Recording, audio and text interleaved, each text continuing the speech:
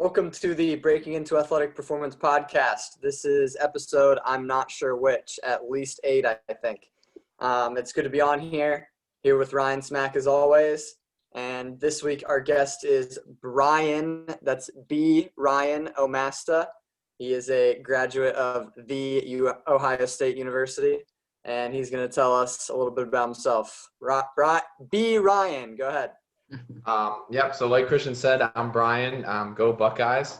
Graduate from the Ohio State University. Right now I'm at a small, what used to be CrossFit gym, but is now turning more into just like a general fitness gym. Doing some sports performance training there, and then some like basic gen pop fitness stuff. Before that, I kind of worked a little bit of everywhere. So I met Christian when I was a GA at Ithaca College. D3 school up in New York. I spent time in corporate fitness, spent time working at just a regular CrossFit gym, had internships working with high school athletes and professional athletes, and kind of just had pretty much any job you can think of in like strength and conditioning or the fitness industry. I've done it at some point. So just kind of all over the place with what I've been doing. Yeah, so Brian's on today. Mostly we're going to talk about the transition into the college setting and then back to the private sector and a little bit about the other stuff he's been doing. So let's just jump right into it. So like, what made you decide to get into the college realm and apply for that GA at Ithaca? So originally when I started undergrad, I thought I wanted to be an engineer. And after a couple of math and chemistry classes, I kind of realized that was not the path for me. So I switched to exercise science, thinking that I wanted to do something in strength and conditioning, and kind of spent a couple years exploring everything. So shadowed at colleges, private sectors, like personal training gyms, just all kinds of stuff like that to see what I wanted to do. Started working at a CrossFit gym just to get some kind of experience coaching. And then for my senior year, we ended with internship at Ohio State, and I was choosing between Ohio State strength and conditioning or with the Columbus Crew, and ended up choosing the Columbus Crew. So got some experience in the pros, and always kind of thought that college might be somewhere where I wanted to go. So if you do that, you need a master's degree, and I was looking for somewhere that would pay for my master's degree. So I was really looking for a GA, and saw the Ithaca one and was familiar with the area, had vacationed there a few times when I was younger. So figured it's got a decent program, good GA, so I figured I'd apply and give it a go. And what would you say were some of the most important things you learned working with the Columbus Crew then that were transferable to the college setting, and some things that were more transferable to the private sector? I'd say the collegiate setting is just that team environment. We were in there every single day with the athletes, and they came in, they would eat breakfast, they'd do their like sports practice, and then they'd come in and see the weight room afterwards. And they'd all kind of come in as a team. They'd always be interacting as a team, and kind of being a part of that team dynamic at a higher level was something I didn't experience because I kind of sucked as an athlete myself. Barely made my high school sports team playing soccer. So seeing that kind of high performance environment, I think really applied well to college, because everybody's coming in there doing that strength conditioning for the same goal, right? To be better as a team. I think that applies really well regardless of what level you're at. And I think it kind of applies to the private sector a little bit, because there's all these individual athletes that have a lot of freedom. So they could come in as soon as they got done with practice, they could hang out for a little bit and then come back in. So it's kind of more of like a one-on-one or real small group situation, as opposed to in most college settings, you're going to be working with the whole team at once. Sorry, that's my dog squeaking his toy. Let me get that out of here. But so it was a lot of small group working, and I think that kind of applied really well to the private sector, because I don't work with a lot of large groups. So it's a little more intimate when you have 1 or 2 athletes at a time as opposed to 30. And then you would probably say that the culture was similar with the Crew as it was to the collegiate setting. I mean, other than being professionals, of course, that's going to be a little different. But would you say it was the same kind of camaraderie? Yeah, I would say so. I'd say at college, there's probably a little bit more camaraderie because you're living in the dorms or you're living on campus and you kind of live with your teammates, eat with them. Sorry, eat with them, do all kinds of stuff with them. Whereas in the pro setting, a lot of those guys would come in, they'd be with each other from 9 until 3 when they were done, but then they'd go home and go on their own separate ways. So there's definitely some camaraderie and kind of teamwork and stuff like that, but more so in the college environment, I'd say. Yeah, I would have to agree. I've never worked in the professional sector, but I would assume that collegiate is where you're going to see the best team environments. So how do you think uh, how do you think you got the GA at Ithaca, and what set you apart? Because I know, like myself, I only had collegiate experience. I didn't have a ton, but I know that Vic Brown, we can use his name, I'm pretty sure. He he pulled us from a bunch of different walks, and I think yours was the most unique. So what do you think about your resume or the way you interviewed he liked? So I remember having a conversation with Vic shortly after I came on when he was assigning us with teams. And one of the teams that I got assigned with, the coach was very non-traditional in the way that this person liked to do things. And I think that my background, having such a wide variety of stuff, having some CrossFit experience, having some professional athletics experience, kind of gave me the leg up because I could go in there and kind of, okay, this is what we want to do strength and conditioning wise. This is the stuff that you want to do, and here's kind of how we can combine that. So I'd say I got a little lucky with that situation, in that I think Vic was looking for somebody with that wide range of experience so that they would work well with this certain coach. I also think having a professional team on my resume for not just for a couple months, I was with them for the whole season. I think that really kind of bolstered my resume and would have made anybody kind of take a second look. But I think that, along with my variety of experience, kind of played really well into the situation that I was put into. Yeah, so since you brought that one certain coach up, what do you think is the biggest thing you learned from that experience in particular? I would say patience is probably the biggest thing, especially being a GA, right? This coach would not necessarily talk down to me, but would take everything that I said with a grain of salt because they'd been doing it for a very long time. And they're like, who's this guy to come in here and tell me what to do? So it was just kind of taking what they wanted and slowly implementing in things that kind of put it in the direction that we thought that they should go. Granted, who was right in that situation and who was wrong can be a debate that we have all day, but just trying to get it to more traditional training that's going to see more benefits, as opposed to sometimes feeling like you're running around with like a chicken with your head cut off. But the biggest thing was just slowly and surely, not trying to make any big changes right away, just trying to understand exactly what this coach was looking for, and then sprinkling in some things here and there that would help, but were more traditional in a sense. Yeah, it's interesting you say that because I know when I was at Bloomsburg playing tennis, we got an assistant coach. The coach was a GA, and it was weird because it was like almost the opposite scenario where we as players had been there for a couple years, and then we had just gotten this coach. It was his or her first time there, and he or she was trying to change like a good bit of things.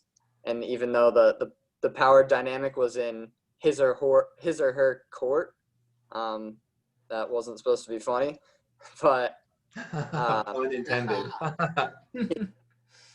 yeah. So the power was in his or her court, and it was just weird for us because we didn't accept that change because we had been there for a long time, even though we were the players. And it's good that you point out that you were trying to make very subtle changes slowly and concede when it wasn't dangerous, because that's a good thing we can all learn from. Ryan, what do you got for Brian? Um, so now that you've been removed a little bit, what are some things that you look back on that you wish you did differently as either a GA or an intern during your experiences? That's a good question. I mean, obviously, approaching both of those situations, I I thought I was a lot smarter than I was, and kind of came into it thinking, oh, I know all this stuff, and kind of missed out on some opportunities early on in both of those situations where I could have like learned a little bit more, just put myself into a better situation. But I think in both situations, I was very quickly humbled into being like, hey, I don't know what I'm doing right now, so I need to be paying attention and learning. So I think coming into those situations with just an open mind and understanding, hey, you might have read every book, you might have some great experiences, but there's always something new that you can learn. Coming into that mindset right away, I think will set you in a better position, or would have put me in a better position than what I was originally. Yeah, and there's always many, many ways to skin a cat, as they say. So just because, I mean, you guys might have both been saying things that are correct, it doesn't mean that one of you is wrong. But I mean, I like to think the strength coach is usually right, but not always. So what's life in the private sector like now that you've transitioned from college into that sector? I'd say the biggest difference is like my schedule. I have much more free time right now. So like right now I get up in the morning and I coach a 5:30 class and a 9:30 class, and then basically I have the rest of my day free to do whatever. So I can schedule some personal trainings, athletes, teams in that time. And there's just a whole lot more freedom with what I can do.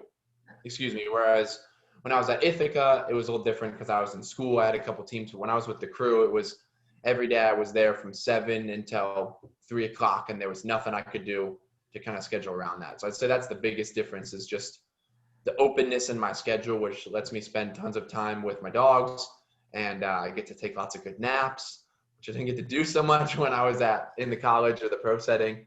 Obviously, I don't get to work with as high caliber of athletes or with as fancy of equipment, but I do have a lot more free time. Do you feel like the connections you build in the private sector are equal to in the college setting with the they're athlete? different. In the college setting, it's right. This athlete is almost not forced, but they're required to come to you and to work with you. So you can kind of get away with a little bit more stuff because they're going to have to show up. Like it's mandated by their head coach, and their place on the team or their scholarship is going to depend on that. Whereas the private sector, if that person doesn't like what I'm doing, then they're just going to leave and go see somebody else. And I don't make money. I don't get to train them anymore. So you have to be a little bit more like cautious at the beginning to make sure that you guys are on the same page. They understand what you're doing. They like what you're doing. And then whenever something like seems tough or you have like a difficult conversation, you always have to come back to, hey, I'm doing this because X, Y, Z. This is why I think it's going to be best for you. And it's just a little bit more of a more cautious, more like thoughtful relationship that you have in the private sector as opposed to with a team. Yeah, I think at the end of the day, you're still a salesman in either environment because you definitely have to sell it to your athletes in the college setting too. But it's more of selling it to the coach, I'd say, in the college setting than the athletes. They usually, if the coach buys in, they're probably going to buy in. But I can see how it'd be a little more difficult in the private sector. You have to sell it differently to each individual athlete or just whoever you're working with. So I think that could definitely be tough. So go ahead. I was going to say, you can't, I mean, even in the college sector, you can't run around rah, rah, rah, like my way or the highway. Like then you'll have people that do the workouts, but they're not putting the effort in. They're not getting anything out of it. So definitely in both situations, you still have to sell your ideas, sell your program, tell them why you're doing that. But it's just a little more so in the private sector because they have that ability to be like, I don't like this. I'm out of here. I'm going to go down the street 2 miles and pay this guy the same amount of money to get the training that I want. Yeah, that's also what's nice about working in Division III because the athletes are kind of in that same boat. So they can quit at any time. They're not getting any scholarship as opposed to the Division I kids. It's a little bit of a different scenario because you're still on that team and you still have a big reason to be at that specific place because you're not going to get the training otherwise. But I think that the Division III scenario is really, really unique in that regard. Yeah, and I've only worked in Division III. I've like shadowed at a couple D1, but nothing like serious. So I mean, I don't know can't speak a lot on that difference, but I can definitely see how D3 is a little more like the private sector, because a lot of those guys, it's not a scholarship. They're just playing because they want to, and they can easily be like, you know what, no, I'm not coming in here to work out. And a lot of times it's not even a mandatory workout that they have to go in. So they're like, no, I'm just going to skip. And the strength coach can't even say anything to my head coach. I could just not show up and be fine. Whereas D1, your scholarship and your education depends on you showing up for those sessions. Yeah, well, I figured it'd be even more extreme at the professional setting because they're not just getting scholarship; they're getting paid straight cash. So I Exactly. imagine they can be a little tough to work with at times, and other times it's a lot easier because they know they have to put in the work and they have no choice. Well, they have some choice, but Yeah, not a I think that too depends a lot on sport. So working in soccer, there was a lot of players who like came from like foreign countries that didn't quite have the strength and conditioning culture that we have here in America. And they're like, their thought process was, hey, I made it here. I'm a professional player and I've never lifted weights before. So why do I need to start doing this now? And some of those players, there's a language barrier. And then trying to communicate with them like why this is worthwhile was extremely challenging. And at some points, like there was nothing that I could say that was going to convince this guy to come in the gym. So I gave my little spiel and then just let him make his own decision, because he's a grown adult making way, way, way more money than I was at that point. So if he wants to make that decision, like that's totally up to him. Yeah, that's true. So Ryan, just for my own knowledge, you're at a Division II school, right? So Yeah. do you guys give out any scholarships? We do. Most of the time it's like a partial scholarship basis because we have a lot less money to go around for more or less the same amount of athletes. But we do have people on scholarship, and we are able to have mandatory workouts, just like practice. It's part of their CARA hours, which is like their countable hours throughout the week. I did not know that in Division III you couldn't mandate workouts. Was that just at Ithaca, or is that like a across the board rule that you guys had to follow? Well, I think it's not necessarily that you can't mandate workouts, but if someone doesn't show up, there's really no like contractual repercussions, you know. Like Oh, obviously you have your team rules, and if kids mhm. don't show up, you can bench them and stuff, but it's just like he's mostly talking about the contractual obligation of a scholarship. Yeah. Oh, And I remember like during teams off seasons, they like we weren't allowed to tell the coaches who was and wasn't showing up for lifts. Hmm. So I don't know, like they might have said they were mandatory, but again, there's no like enforcement of that. So mhm. there's obviously some loopholes to get around that for the coaches, but there was one of the coaches I worked with who was never in the weight room in the off season, and he would like casually try to be like, hey, who's coming in, who's not, but I Yeah. like was not allowed to tell him that. So people could be showing up or not, and that's just completely up to them. So Yeah. in those situations, what are some strategies that you use to try to, I guess, like create the desire to come back or to create buy-in when there really wasn't anything preventing them from being like, I don't know if I want to go this week. I'm busy or whatever. Do you mean in the private sector or Division III? Division III. Yeah. So like if you can't tell the coach, hey, Jimmy and Johnny skipped the workouts and there was no repercussions for not showing up, what did you do to try to get a little bit more accountability or a little bit more consistency in terms of making sure they're all there when they should be? Go Christian, ahead, you wanna Brian. go? Okay. So to be honest, I did not do a very good job at that. When both of the sports or three of the sports that I worked with were like spring or winter sports, so Mm-hmm. their off season was in the fall. And honestly, when I got there in the fall, like I was just scrambling around trying to survive, right? Trying to figure out, okay, I got these teams. I'm in grad school now. I've got to like study, and I was driving all the time to go visit my fiance at the time. So like trying to get my life together and just like make it to the workouts and do a good job coaching athletes that were there was kind of all I could fit on my plate at the time. Thinking like back on it now, I think the biggest thing, it just comes down to the culture of the team, right? And that's part on the sport coach, part on the strength coach, part on the actual players on the team. But if the culture on the team is, hey, we all want to work together to get better. If somebody doesn't show up, like the coach doesn't have to say anything. The rest of the teammates are going to be like, hey, look, you're slacking off. Our whole team is suffering because you're slacking off. So you got to get yourself in there. And then again, I think it just comes down to relationships, right? If you have a good relationship with these players, they might not like to come in the weight room, but if they know, hey, this guy's got my best interest at heart and he's trying to make me a better athlete, I guess I can show up and see what he has to say. So in retrospect, I can look back and say that in the moment, it was kind of tough to do. I like to think I would do it a little bit better if I had a second chance, but that's what I would think. Yeah, I mean, I had a very similar experience to Brian. Like when I came in, I was erratic. I had no idea what I was doing, and like you said, we had classes, and I had multiple things going on, and it was just a matter of getting to your lifts and making sure that your programs made sense at that point. Obviously, once we were there, we worked well with the teams, but we weren't thinking too much outside of let's get this lift and then let's go study for 6 hours for physiomech.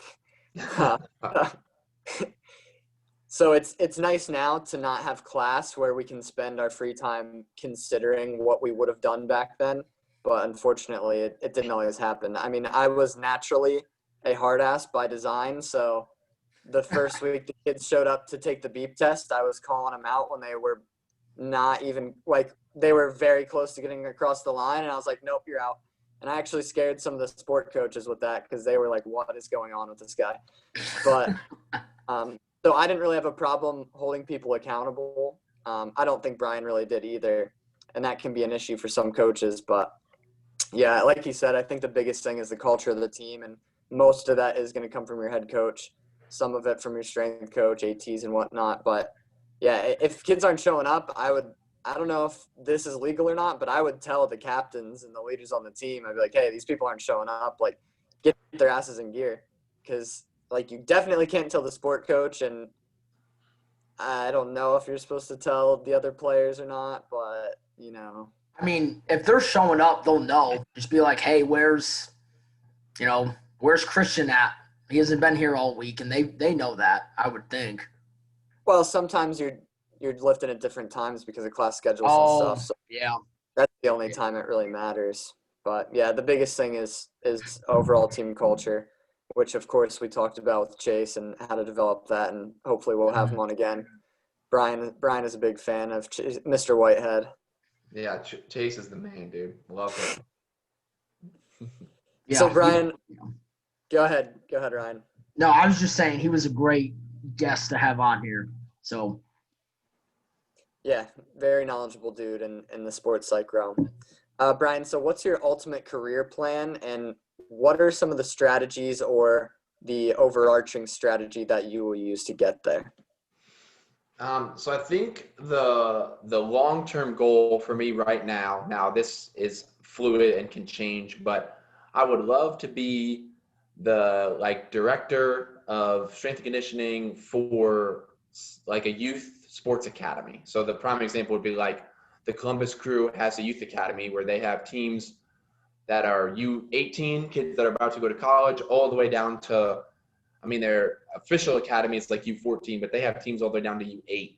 And I would love to oversee strength coaches that work with all those athletes and help kind of develop them into great athletes. And then they get to go play soccer and be good at that, and just kind of put myself in a situation where I can coach athletes, but then I can also coach coaches so that you can have just a more broad impact on as many people as possible. And you would like to do that with specifically soccer? I would like to do it with any sport. I think soccer is the sport that's kind of set up the best for that. They're kind of the most known for their academy system. And now it's almost to a point where if you're a good soccer player, you don't even go to college. You just come up through the academy and go straight to the pros. And I always talk with people about how every sport would benefit if it was a little bit more like that. If the pro teams were specifically working on developing players from the time they're 10, 11, 12 years old all the way up. But soccer is kind of just the best setup for that situation right now. And I love soccer. So I think that would be kind of the main goal is to, do that through soccer. Yeah, I mean, that's how it is in Europe for most sports. It's kind of unfortunate that it's not that way here, but somehow we still win every Olympics. So I don't know what that's about, but Because we got 330 million people living in this country. We got a big selection of people. hey, China's got even more, so we Yeah. must be doing something right here. Yeah. So how are you going to get there? What's your strategy? What's your long-term plan to get into that position? I mean, I think right now my main focus is just on getting some more experience working with that youth population. Like I said, I have a wide variety of experience. A lot of that is with like Gen Pop, and then with kind of older athletes, so college or professional age.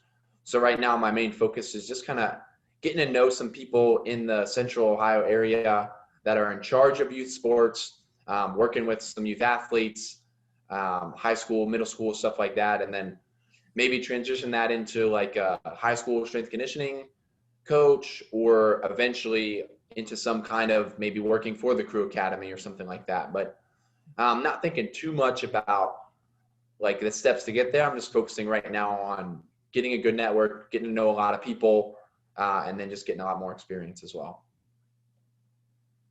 All right. Yeah, Ryan, what do you got for him? I mean, first off, I think that's really cool. I don't think I've ever met a strength coach who like specifically aspires to be working with the youth population. I've heard high school thrown around a lot, but I think that's like a very, very good opportunity to make a huge impact on a lot of young kids. And a lot of them obviously need that. So that's awesome. What are some things that you do? You said you're trying to work on like networking and getting to know people. So what are some strategies you use to do that? Because like myself, I'm terrible at networking. I know a lot of people say network, and then they just sit in their office all day. So how do you go about doing that and trying to improve your network? So the big thing that I was going to add this year was going to conferences, but then COVID happened and there's no more conferences anymore, so that kind of got shot. But I've had a lot of success in the past at literally just like cold emailing people. So that's partially how I got the GA at Ithaca. I just kind of cold emailed Vic and was just kind of said, hey, I saw that you're having a GA position. I'm interested. Like, what kind of things are you looking for in that graduate assistant? And I think the biggest thing that I've learned is don't just email somebody and say, hey, this is me. Do you have a job? Or, hey, this is me. Help me out. It's like email them and give them like one quick question, like specific, not like super broad, like, hey, what's the best thing I can do? But like, hey, I'm trying to learn more about XYZ. What do you recommend I do to do that? And there's a lot of times I send emails and I get no responses. And I'm like, you know what? No big deal. It's not the end of the world. But occasionally I'll get an email from somebody and they'll give me a quick response. And I always respond back. I'm super grateful. Like, just thank them for that. And there's like this thing they call it the Benjamin Franklin effect, where if you ask for advice and somebody gives you advice, they immediately become more invested in your success, because in their mind, they think, hey, I gave this guy advice, so obviously he's important and I want him to succeed. And then that way it kind of opens up their mind a little bit more to talking to you in the future. And then once you make those connections, it's just reaching out every couple months, just saying, hey, just checking in. Is there anything that I can offer you to help? Is there anything, like, what kind of stuff have you been doing lately? And I've got a few people that I keep into contact with that. Again, there's a lot of empty emails that go nowhere, but it's just, hey, brush it off and go on to the next one. Yeah. Yeah, very cool. That's a lot of good advice. Yeah, I have a problem with the keeping up with people more so the meeting people. Like, I'll send out like messages on Instagram commenting on coaches' stuff, but I never really take that relationship anywhere. So Brian, what are some ways, because you don't want to annoy people, but you also want to keep in contact. So what are some things that you might say in a follow-up email 3 months later that you think would be a good thing to say? Because I truly feel like I'm annoying the hell out of coaches when I'm like, hey, how you doing? So I think the big thing is kind of taking something from your last interaction and using that. So let's say you ask them for like help about periodization, right? And they gave you a couple things, said, hey, check out these books or check out this seminar. Then next time you reach out to them, be like, hey, I read this book that you told me. I really liked it, got this, and this out of it. Here's this other thing that I found. What do you think? And then send them like an article or something, just like small piece of research, just to show, hey, I appreciate what you gave me, and here's something that I can offer you along those same lines. Instead of just sending a generic, hey, how's it going? Like, what have you been up to thing, taking something from the last time that you talked and using that to show, hey, I'm not just reaching out to some random person. I remember our conversation and this is what we talked about. And here's something that I can add to that conversation instead of always just taking. Yeah, that's definitely what I was thinking, because I always feel like I'm not producing anything for that person, so why should they invest their time in me? So I think that even if you're like, hey, have you read this book? If they have, great. If not, you can say, oh, it was a really good book to read. I highly suggest it. So you don't even have to be super forward about it, but it definitely helps if you can add something to their career or their life in general if you can. But I feel like when you're a young coach, you always feel like you are just taking, unless you're actively unless you're actively doing what you just said and suggesting some things for them. But that's tough to do because you think they have all the knowledge and you don't, so you don't want to suggest that they should do something at the same time. I don't know if you have thoughts on that or not, but that's how I feel. Yeah, I mean, I definitely agree. It's hard because you're talking to somebody who might have been doing this for 20 years, right? Like they might have been doing this when you were still in diapers. So it's like, what can I offer them? And one thing I did a lot of, so when we were in stats and we were running stats on all kinds of stuff, I would reach out to team or people and be like, hey, this from last time, be like, hey, I've been doing a lot of work on statistics. If you have any information that you want to like send me, I can run some statistic for you and send it back. And nobody like bit on that. Nobody said, oh yeah, here's all this information, come run it. But it's just offering, hey, this is this thing that some people don't like to do. I'm learning about it. If you want me to, I'd be more than happy to do something like that. And just kind of, if you have some weird thing that you like to do or some new thing that you're learning and can just kind of offer that in any way, I think it goes to show that, hey, you're not just trying to get everything you can from this person. You're trying to give them stuff to make it more of a two-way relationship. Yeah, that's a good point. Ryan, do you have anything to comment?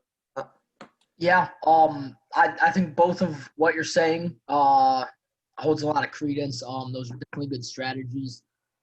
Something that I like to do with more so like people that I used to work for or people that have helped me in my career is I'll just shoot them a text that's totally unrelated to strength and conditioning and just say, like, hey, hope you and your family are doing well and you have a good holiday. I have a mentor who just had a kid. I'll send him a text saying like, oh, I saw your daughter's getting big and stuff like that. And the excitement and the effort put into the responses are always so much more because it's not, hey, let's talk about this. I'm trying to get something from you. It's just like a human to human interaction. And I think that's something that's kind of lost on a lot of strength coaches because it's always like, I'm reaching out to you kind of with an agenda because I want something. Where if you just try to literally just connect on like a human level and say like, you lost your job. How's everything going? Is there anything you need from me or someone's moving close to where I work? Hey, do you need help with the move? Just stuff like that, I think goes a long way. And that kind of helps actually build like a more deep relationship that can last as opposed to like a surface level, hey, we used to work together, you were good at your job, let's just stay in contact in case we need each other. Yeah, that's a good point. I think the challenge with that is feeling like you're being genuine, because I mean, you never know it. Yeah, most people think most people know you're being genuine, but at the same time, like let's say somebody loves riding bikes and you hate bikes and they know that, and you're like, hey, so you got a new bike, that's awesome. They might be like, okay, I know you didn't really do that, but I don't know. Like that's just a stupid example and not really relevant. But my problem is always feeling like when I do something like that it's genuine and I actually am interested in what I'm texting them or emailing them about. Yeah. So one thing that I do, and this is for everybody, not just like former like strength and conditioning coaches that I've worked with, is if I see something that someone posts on Instagram or Twitter, instead of like liking their post or commenting, I'll send them a text outside of it. Like someone like gets engaged, and instead of like liking it and saying, "Oh my gosh, congrats," I'll like send them a text and be like, "Hey, that's awesome. Congratulations on getting engaged. So happy for you." And then right away that opens up a conversation, because most of the time they're going to look and be like, "Oh, Brian commented on my post. Sweet. Like it, maybe like say thanks back." But if you take that time to actually send them a text, you might say the same exact thing as you would have said in that comment, but it opens up that conversation so you can talk a little bit more, because then it's like, okay, well, when's the wedding? Like, how'd you do it? Da, da, da, da. And it just opens it up there. So using social media and then going outside of it to connect to somebody, I think has worked really well for me, whether that's in my personal life or my professional life. Yeah. Yeah, just to summarize what you two are both saying, you obviously need to just be genuine, like you said, Christian, and then Brian, like you said, you need to actually be trying to invest in them as like a human being, not, oh, social media, like, let's just have this like social media relationship. It needs to be like a person-to-person actual connection, because that obviously goes a very long way. And those are the kinds of things that, like, God forbid I need something. Nobody that I talk to only on social media is ever going to help me out with anything. It's the people that know you care about them as a person, and vice versa, and everything like that. So Yeah, we might as well say it, because I think you're alluding to it. Also, don't force relationships. I know I've talked about this before, but if you just don't connect with a former mentor, there's no reason to force it, because it's not going to be beneficial for either of you. So it's kind of wild that we're talking about the strategy of networking and how that should probably be an instinct for us, but there really is a strategy to it. I don't want to talk about this all day, but if you guys have anything else to add, feel free. Now's the time. Yeah, I think what you said, Christian, about not forcing it is huge. I mean, I'd been in like situations where I'm like emailing or texting or reaching out to somebody like every single week to try and get them, or like they didn't respond, and so then I wait like 2 days and reach out again. It's like, hey, people are busy. Like I'll have times where I'll read somebody's text, and then like a couple of days ago, Christian, you called me when I was like sleeping, and I saw it the next morning, and like 3 days later I had completely forgotten about it. You shot me a text and was like, oh yeah, like it happens, right? Sometimes people don't see it, and it's annoying if you're just constantly ding, ding, ding, dinging them. So if they don't reach out, no big deal. Things are busy. Just wait a couple months, reach out again as if you would have talked to them, and then go from there, and just not forcing this interaction and feeling like you have to constantly like reach out to them. Like, oh, it's been 3 months, I have to reach out to so-and-so. It's like, okay, well, I haven't talked to them in 2.5 months, but this interesting thing came up that I think they'll enjoy. So now I can reach out to them. yeah. For sure. Ryan, you got anything else on networking? No. I mean, I just think it's something we all can get better at, because you either don't do enough of it or you do too much of it to where you're one of those annoying people we're talking about. So, yeah, I think that was a productive thing to hit on. For sure. So Brian, last thing I want to talk about is, what advice do you have for someone who's transitioning into the college realm or into the private sector? First, I think it's definitely tougher to go from private sector to college. At least that was my experience. I, for about 1.5 years, worked in corporate fitness because I could not find any jobs working in like actual sports. So I just kind of worked there to make money, and then continued to reach out, apply for jobs, stuff like that. Like I said, I got lucky. I think going to Ithaca, and that he was looking for somebody who had that wider range of experiences. And I think it really just comes down to being really good, right, at what you do. If you want that, if someone does give you that opportunity, when someone does, you want to absolutely knock it out of the park. So that way, okay, I might have one experience, right? I might have 1 year of experience at college, but that coach is going to go out of his way, like, hey, you're applying for so-and-so job, let me give them a call before they even reach out, right? So that you have somebody kind of that has your back. So I think it's important to just continue to network, continue to apply to jobs, but just continuously work on your craft, and not just your programming, not just your coaching, not just your anything. You got to work on every single piece of your craft so that you can be the best that you can be. And then I think transitioning back into the private sector is really about figuring out what exactly you want out of that situation. If you want to continue to work with athletes, but that schedule is of working in college is just absolutely crazy, you can't handle that anymore, you don't want to switch to a place where your schedule is going to be just as crazy. You've got to find an area where you're going to have a little bit more freedom. Or if you want to work with more general pop people, like, go there. But I think it's just about figuring out what your priorities are and then finding the right situation, because some private sector jobs are not fun, and they're even worse, like burned down than anything else. So you got to make sure you get yourself into the right situation. And I'm lucky now. I'm in a really good situation. My boss really trusts me to do a lot of stuff, and like knows a ton of people. So most of the people that I work with now, the athletes, are actually through him, through his connections. And he's willing to kind of say, hey, this is my guy. If you have athletes that you want to train, you're going to him. And then he just kind of hands that off to me. So I got in a good situation where my boss trusts me, I trust him, I have a lot of free time. So it just kind of worked out really well. And don't just go somewhere because the name is big, or like, oh yeah, this company is like widely known. Like, go somewhere that's actually going to fit yourself, so that you can enjoy what you're doing.